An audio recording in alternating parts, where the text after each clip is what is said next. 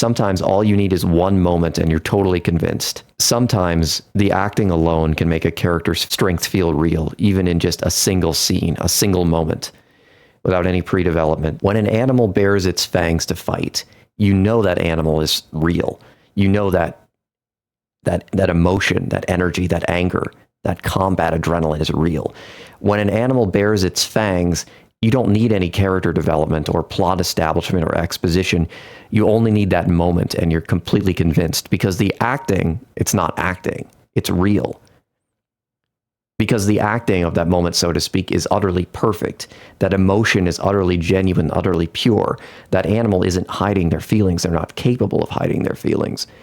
This is the source of Cybil Bennett's dramatic power from the movie Silent Hill in 2006. This is why she's so convincing as a strong female character. So why does Cybil work? It's not her character arc. She doesn't have one. She's a supporting character, not the main character. Is it the plot or the script? Kind of. They enable it, but they're not the source. The acting is the source. Like, the plot is realistic enough that it enables the character to exist, in the sense, like, there aren't hokey plot holes or wishful thinking. She doesn't perform superhuman feats. Things go badly for her in the end. The stakes feel real, which is natural because this is a horror movie. You know, if this was a feel-good superhero movie, like, deep down we would know the hero would win and no major characters would die. And if this was that kind of movie, then Cybil, even for all her excellent acting, wouldn't resonate quite as hard. Laurie Holden, by the way, is the actress's name. So yeah, the world and, like, the horror genre are a major factor, like I said, because courage and heroism can't read as well if the thing that the character is reacting to doesn't feel equally real. And this is why war movies feel more heroic.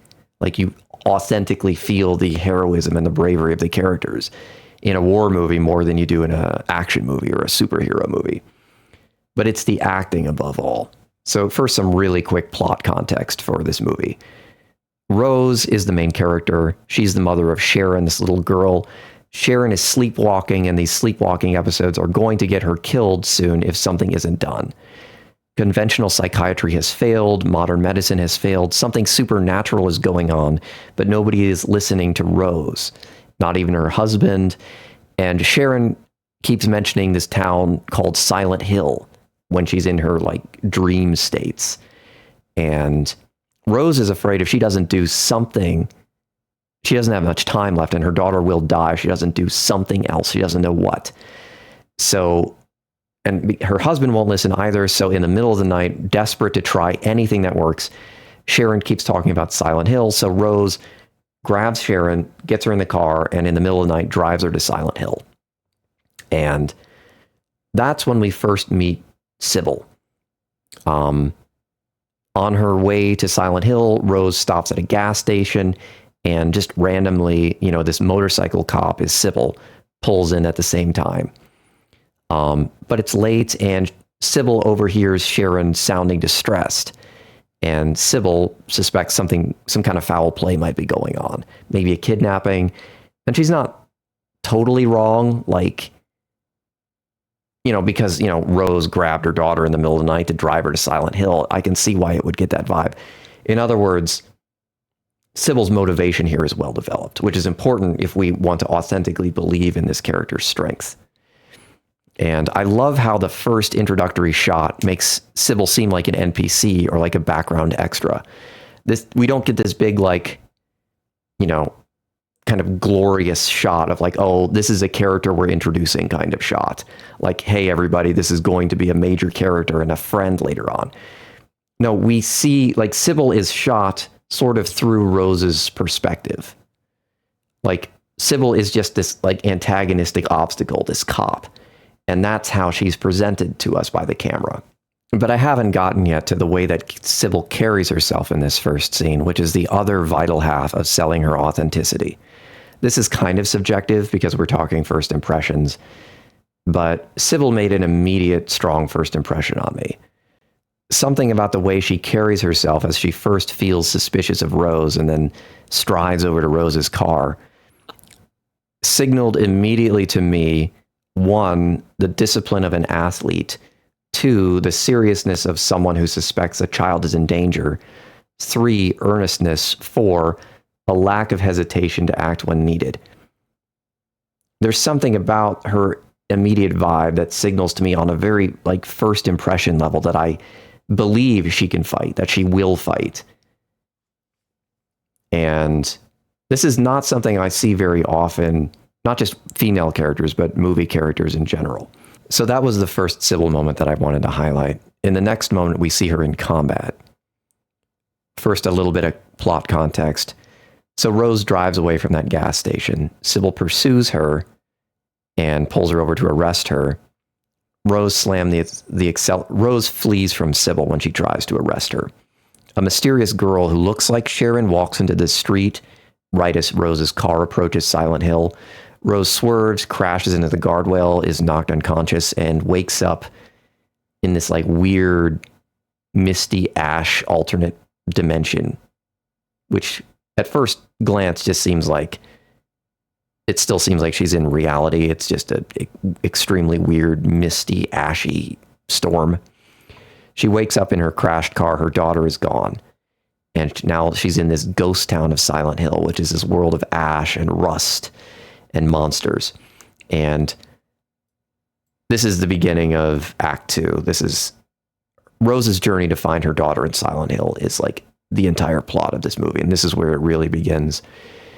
In this strange alternate dimension ghost town, Rose wanders around for a while looking for her daughter. She survives a wave of supernatural monsters, which come out at night. The next morning, Cybil finally catches up with Rose, and Rose had basically resisted arrest.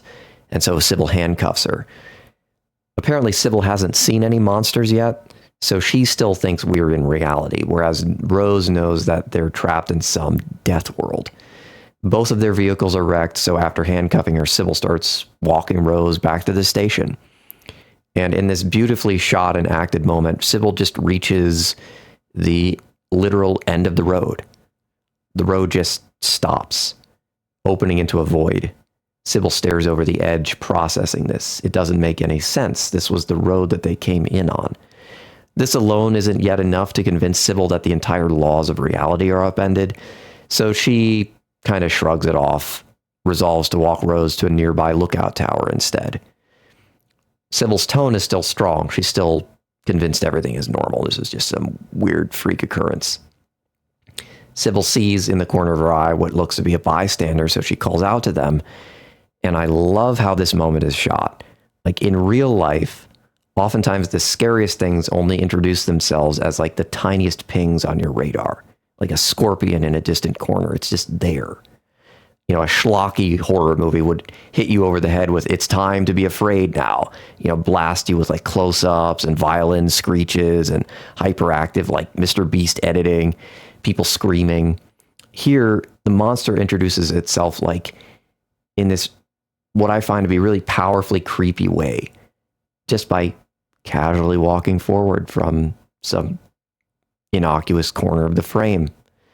The slow realization that something is terribly, terribly wrong with not just the world, but with reality itself.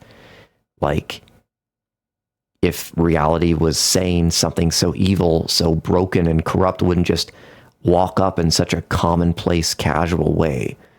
This everyday nonchalance of this monster speaks to the easy confidence that evil itself has in its dominion here.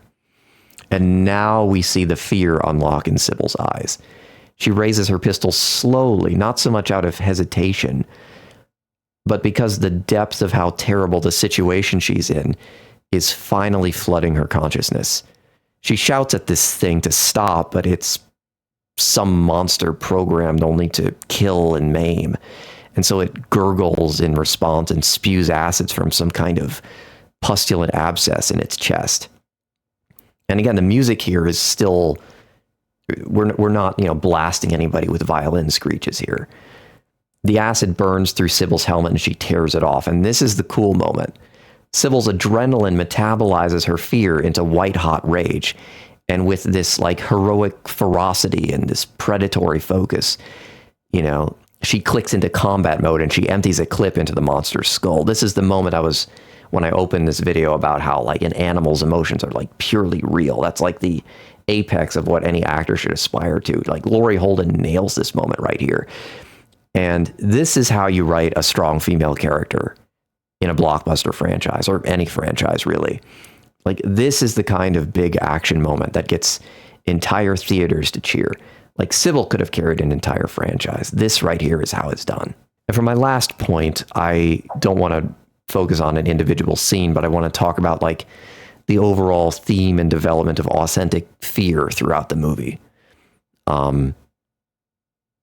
This is not so much about zooming in on Cybil's screen presence, like I've been doing, but more about how the writing and the development and the plotting, the story all around her synergizes with the authentic acting. I often wish action movies would borrow more heavily from horror movies. It's so much harder to emotionally connect to the stakes of fight scenes without any true sense of danger or fear or stakes. Like, Spider-Man's going to be fine, right? Layering in more realistic, authentic fear and danger was basically Game of Thrones' entire business model. It added quite a lot to the fantasy novel model. And because it's a horror movie, fear is the primary emotional experience that Silent Hill is trying to make you feel. I'm not saying it's a perfect horror movie. I'm not saying you'll feel constant, perfect fear at every story beat. But a viewer's fear experience is extremely subjective, and, Silent Hill's execution, of course, has its flaws, but it is a horror movie. It's not The Avengers. And in horror movies, every locked door or every broken flashlight can be a genuine source of tension. And to this movie's credit, even though I'm older and jaded and I've seen this movie several times, and so I didn't feel that much the entire first hour of this rewatch, unlike when I first saw it in theaters when I was a teenager. There's a moment right around the halfway point where a minor character's skin gets ripped off. And even on this more jaded rewatch of mine, this scene impacted me as a major things just got real moment. Everything about this particular moment is perfect, like the timing, the pacing, the dissonant sort of anti-music, the authenticity of the surrounding characters' reactions, the believable, just cold brutality of this monster. Again, no schlocky, violin shrieking. This moment, for me, unlocked the Game of Thrones, yes, bad things can and will happen to characters you care about aspect, in a way. And this movie absolutely delivers on that front, especially in the ending. Things do not end well. Back to Cybil, hear why showing her being afraid actually helps sell her strengths, like you would see in a war movie. This is where character and plot and development all start to synergize. Laurie Holden, she could deliver the best acting in the world, but if the story is an inauthentic kind of mess, it's a wasted effort. Authentic danger and authentic acting of fear synergize to make Cybil's bravery that much more real. Her moments of bravery are doubled in impact through development that happens outside the scene itself. Nothing outside the fight scene itself can deliver all the development that came before. You could have the same identical fight scene be perfect in its execution, but still come off as flat in one script and riveting in another script, because the first script failed to develop stakes and danger that felt real, where the second one does. And this is basically the difference between a superhero movie and a war movie. Different goals, I understand, of course, but I'm talking about fear and how, the authentic strength of a character synergizes powerfully with how the authentic danger they feel often also resonate, how true that also resonates as in the movie. Because a war movie will feel like a superhero movie if you don't believe that the nightmare of war all around your soldier characters is authentic. That's why that opening scene of Saving Private Ryan, which we didn't know anybody, we were just thrown into the, beaches of Normandy on D-Day. On the surface, that scene didn't do anything to develop any plot or any character, and yet that scene was so effective and necessary, even though it flew in the face of, conventional gotta develop everything right off the bat screenwriting logic, because that Private Ryan opening beach scene developed was the sense of danger and the realness of that danger. All of this goes to say that when Cybil puts her life on the line in action scenes, because this is a horror movie that's done pretty well, our respect for her as viewers is doubled, because this is set in an authentically developed horror movie, more like a war movie than a superhero movie. When we see someone act with courage in combat, we gain respect for them in stories just as much as real life. It's not a coincidence that Ellen Ripley was also the lead character in a horror franchise. Horror and war movies, when written well, provide greater opportunities to convince the audience of a character's courage. And that's the video. I am a novelist who is exploring human nature through every lens that I can, like fiction and psychology research and character work, because understanding how people actually work is essential to everything I do as a writer and a thinker. So if you're interested in like story theory analysis or psychology research that I share as I do, think about subscribing. You might enjoy this channel. Thanks for watching.